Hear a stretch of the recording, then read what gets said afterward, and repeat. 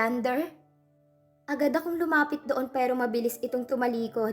Hinabol ko siya. Hindi nga ako nagkamali. Leander? Tawag ko sa kanya. Tumigil ito, pero hindi lumingon sa akin. Kumusta ka na?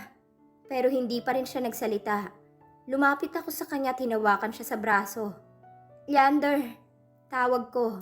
Nang lumingon siya sa akin, nakapikit ang kanyang mga mata. Ilang segundo pa bumukas yun at nagtama ang aming mga mata. Kara, I'm so sorry. Yun lang at hinila ang braso niya at tumakbong papalayo. Sa sobrang lakas ng tibok ng aking puso, parang kinapos ako ng hininga. It was Leander. He seemed different. The party and turnover were a success. We came home late at night. Mama Sidera was formally introduced to everyone as my mother. I didn't elaborate on how it happened. I just said it. Although most of the guests were wondering, I didn't care what they thought. I don't have to explain nor recall the past. I had no idea what had happened. I let it be in the past for now. Agad akong bumaba para sa aking agahan. Pagpasok ko sa komedor, nakaupo na si Mama. Good morning, Ma. Bati ko sa kanya at humalik sa kanyang pisngi. Good morning, anak. Akala ko mamaya ka pagigising.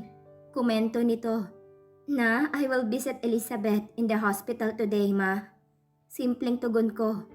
Naibagsak ni Mama ang kubyertos. Napaangat ako ng tingin sa kanya. Are you okay, Ma? Nagkulay papel ang kanyang muka. Agad akong tumayo para lapitan siya. Ma, tinapik ko ang balikat niya. Parang wala siya sa kanyang wisyo. Anak, kailangan mo ba siyang dalawin? Baka mapahamak ka na naman. Nag-aalalang saad niya. Ngumiti ako. I'll be fine, Mama. Huwag na kayong mag-worry sa akin. Kakausapin ko lang talaga siya. I can't move on without knowing the truth, Ma. Dadaan din ako kay Clint. Nasa kanyang journal. I am ready, Ma. Whatever happens in the past, I will love you completely. Mahabang pahayag ko. Nilapitan ko siyang tumango. Halata sa mukha niyang pagtutol, pero hindi na lang siya kumibo. Pagkatapos naming kumain, umakyat lang ako sa aking silid para mag-ayos. Kinuha ko rin ang aking sling bag. Una naming pinuntahan si Clint sa office niya, pero wala ito. Inabot lang ang nakasealed na journal ni Dad. Tinahak namin ang Villafuerte Hospital sa Quezon City. Ilang minuto pa nakarating na kami. Lumingaling ako para tingnan ang paligid. Unang lumabas ang bodyguard ko. Call Clint to secure the building. Saad ko kay Emerson na bagong bodyguard na binigay ni Clint. Rem and Ryder have a new mission. It was Darius Tantoco. Pagkakuha ko ng floor at room number ni Elizabeth, mabilis akong sumakay ng elevator. Nasa tapat na ako ng pintuan niya. Hindi ko magawang buksan yon dahil kinakabahan ako. Nag-alangan sa anong pwede kong malaman. Binuksan ko ang pintuan nang hindi kumatok. Elizabeth was lying on the bed, with handcuffs. Nanlaki ang aking mga mata. Tumambad sa akin ang kanyang kalagayan. Lumingon siya sa akin. Blanko ang kanyang muka. Her eyes were sudden sorrow was all over them. When I look at her right now, I was supposed to feel pity or guilt. But I didn't feel anything. Not even the slightest emotion. Putol na ang dalawang paa niya. Karma was like lightning. It would strike in a second. And if you got hit, the damage was beyond repair. How does it feel that you get what you deserve? Panimula ko. You don't know my story, she said as tears fell from her eyes. Oh, I am not here to listen to your story. I just want to see you suffer. As simple as that. I just want you to look back at everything that you did. She smiled bitterly at umiwas ng tingin. Are you happy now, Kara? Tanong nito. Hindi ba ito ang gusto mo na makita akong naghihirap? Siguro naman masaya ka na. Hindi ako makasagot. Sinuri ko ang aking sarili. Masaya nga ba ako? Hinila akong upuan at umupo ilang dangkal mula sa kanya. Sapat baka nagbabalak ito ng masama. Inangat ko ang journal ni Dad at ipinakita sa kanya. You see me as a devil queen, don't you? Did it bother you for any reason? Isn't it true that everything has a reason a person chooses to change? Hindi ako nakakibo. Kahit ako, I don't know. Anong alam ko doon? Pero simula ng bata ko, I saw nothing good in her.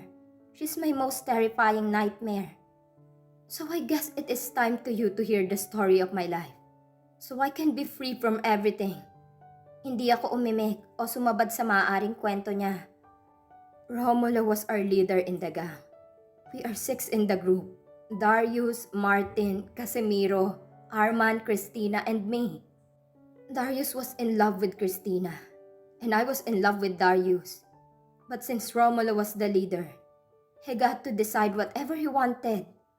Sa dami ng kasalanan ko kahit sarili ko nandidiri ako. Binago ko ang aking sarili. Nainggit ang daddy mo kay Darius dahil may gusto siya kay Christina. Mahal ni Christina si Darius. Kinausap ko ang daddy mo para makuha naming parehong taong mahal namin. Kailangan namin silang paghiwalayin. Pumayag ako dahil mahal na mahal ko si Darius. At ganun din si Romulo kay Christina. Isang gabi na isakatuparan na namin ang plano. Inakit ko si Darius dahil sa gamot na inilagay ni Romulo sa alak niya. Para itong hayok na hayok sa tawag ng laman. Nasa kalagitnaan kami ng aming ginagawa nang nahuli kami ni Christina. Doon nagkagulong lahat. Dahil sa pagmamahal ni Romulo kay Christina, kinidnap niya ito at ginahasa ng paulit-ulit. Hanggang sa isang araw na datnan na lang ito ni Romulo na wala ng buhay. Naging hati ang aming grupo. Tinakot ako ni Romulo na kapag sasabihin ko kay Darius na siya ang kumidnap kay Christina, isusumbong niya ako kay Darius. Takot akong mawala si Darius sa akin, kaya pumayag ako. Hindi namin mahal ng daddy mong isa't isa, pero dahil sa takot nakisama ako. Nang malaman ni Darius ang totoo, pinatay niya sina Casimiro at Arman. Nakakotsaba ni Romulo para ilibing si Christina. Pinatay na naman ni Romulo si Martin na siyang nagsabi kay Darius ng buong katotohanan. Pilit akong inilayo ng daddy mo kay Darius pero hindi ako pumayag. Hanggang mahanap ng daddy mo ang kapatid ko. Hindi ako totoong Bellapuerte. Inampun lang ako ng kinilala kong mga magulang. Nagkahiwalay kami ng kapatid ko. Siya ang yaya mo. Kapatid ko si Sidera. Maliit pa siya noon. Pero dahil may balat siya sa batok, nakilala ko siyang nawawala kong kapatid. Darius' family had arranged his marriage. At kinasusuklaman niya rin ako dahil nalaman niya nakasabot ako ng daddy mo. Pinilit ako ng daddy mo na magpakasal sa kanya. Dahil nangako siya na magbabago siya at matututunan ko rin siyang mamahalin. Pero doon nagsimula ang kalbaryo ng buhay ko. Ang kasinungalingan ng daddy mo. Pinilit ako ng daddy mo na makipagniig sa iba. Habang nanonood siya na ginagamit ako ng iba't ibang lalaki. Kung hindi ko siya susundin, sasaktan niya ako.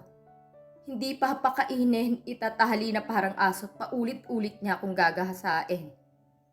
Bukod pa doon, kinukuhanan pa niya ako ng video.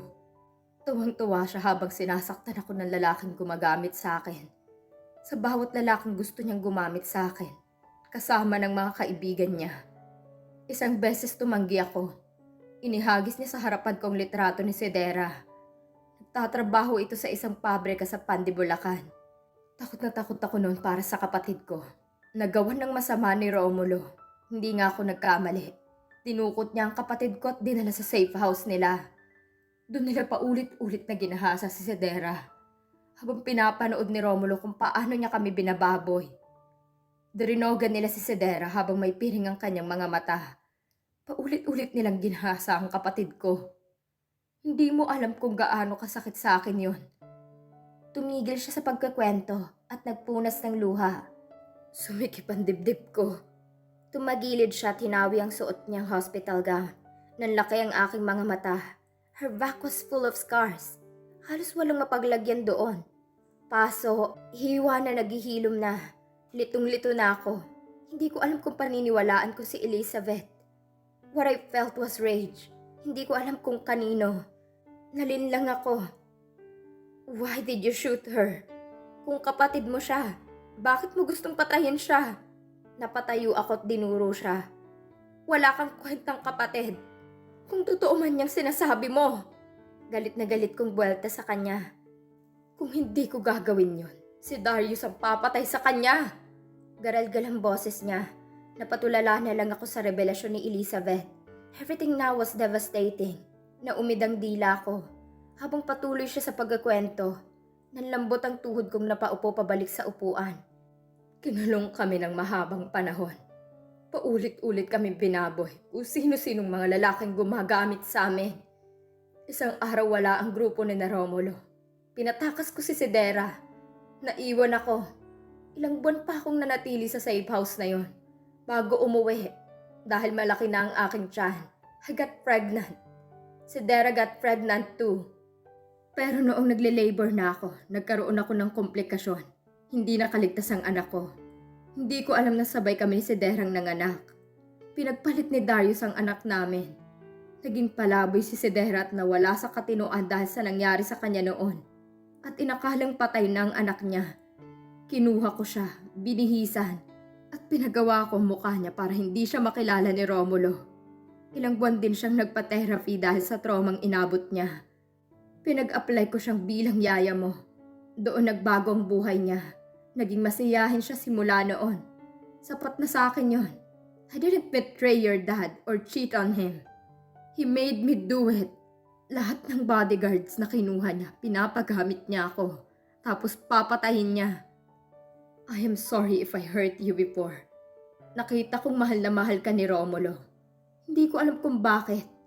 Kaya sa tuwing nasasaktan kita, natutuwa ako kasi nasasaktan ko siya. Nakabawi ako sa lahat ng mga kahayupan niya sa akin. Doon nagsimulang magduda ang daddy mo. Nung nahuli niya akong tatakas mula sa mansyon at dadalhin kita para ilayo sa kanya. Kayo ni Sidera. Ngunit nang kausapin ko na si Sidera, ayaw na niyang umalis. Dahil inamin niyang minahal na niya ang daddy mo. Doon ako nagalit ng husto. Dahil minahal pa niya ang halimaw na Romulong yon. Kahit ilang beses siyang niyurakan at ginawang laruan sa iba't ibang lalaki. Wala akong kinalaman sa aksidente ni Romulo. Si Darius ang lahat ng may gawa noon. Napilitan lang akong sumama sa kanya. Dahil pinagbantaan niyang papatayin niya kayo ni Sidera. Yan ang buong nangyari. Sa journal na yan mababasa mo ang totoong nangyari. Sa silid namin ng daddy mo may vault doon. Nandun ang videotapes. Mga litrato at lahat kong nagsasabi ako ng totoo. Hindi ko alam ang combinations noon. Mahabang saad niya. Akong pumatay sa mama ni Leander. Aksidente ang nangyari. Pumunta ako sa kanila para kausapin si Darius. Pero pinilit niya akong ikama. Yun ang nadatna ng asawa niya. Binaril niya si Darius. Nag-agawang kami ng baril at pumutok yun. Yun ang nadatna ng anak niyang si Leander. Handa akong pagbayaran sa batas ang kasalanan ko. Dagdag pa niya. Everything was in chaos. Everything fell apart right before my eyes. Hindi ko hiniling na patawarin mo ko. Pero sana lang balang araw makapahamo sa puso mong pagpapatawad.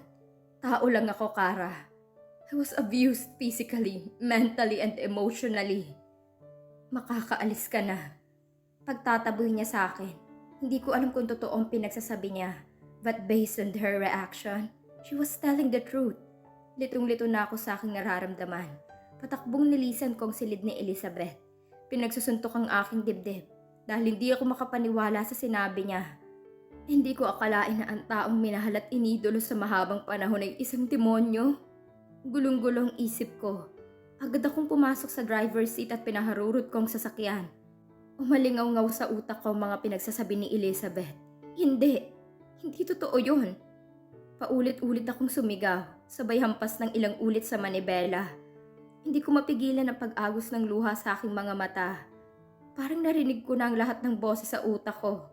Paano na ako? It was impossible for me to start over when everything was a mess. Hindi ko na ani nagandaan. Ilang beses na umiwas sa malaking sasakyan at bumusina nang mawalan ako ng preno. Out of the way! Out! Malakas kong sigaw para lahat ng sasakyang nakasalubong ko'y umiwas sa akin. Akma akong tatalo ng sasakyan nang biglang may bumangga sa likuran ng aking kotse. What the?